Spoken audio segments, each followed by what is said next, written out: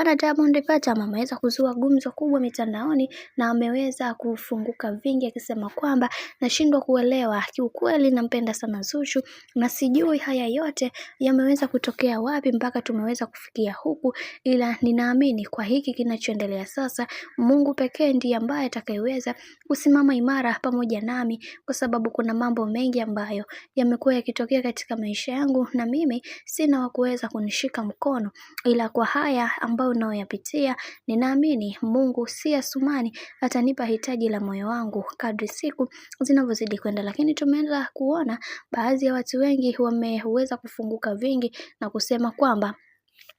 kiukweli kuna mambo mengi ambayo yameweza kunitokea katika maisha yangu, ila kwenye hiki kinachoendelea kwa sasa Mungu atasimama nami kunifanya niwe wa thamani kadri siku zinavyozidi kwenda. Najua nimemkosea sana Zuchu, ila nina imani kwa namna moja ama nyingine atanisamehe na kila kitu kitakwenda kuwa sawa. Ninaamini mimi ni binadamu na sijakamilika, hivyo kwenye hili Mungu atasimama upande wangu na kunifanya niwe wa thamani kadri siku zinavyozidi kwenda. Nina imani Zuchu ni mwanamke mwenye upendo na mwenye amani katika maisha yangu, na yote ya yote ninafurahia kuweza kuona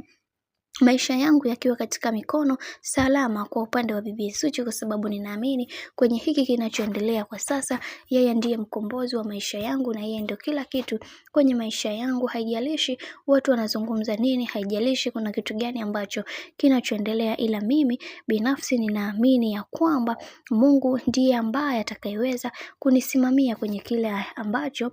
nimeweza kukikosa kwa muda mrefu. Pia ninaamini kwenye hiki kinachoendelea Mungu atapambana kuweza kunifanya niwe sawa kadri siku zinavyozidi kwenda. Hicho ndicho ambacho alichoweza kukizungumza kaka yetu Diamond Platnumz kwa hiki ambacho kinachoendelea kwa wakati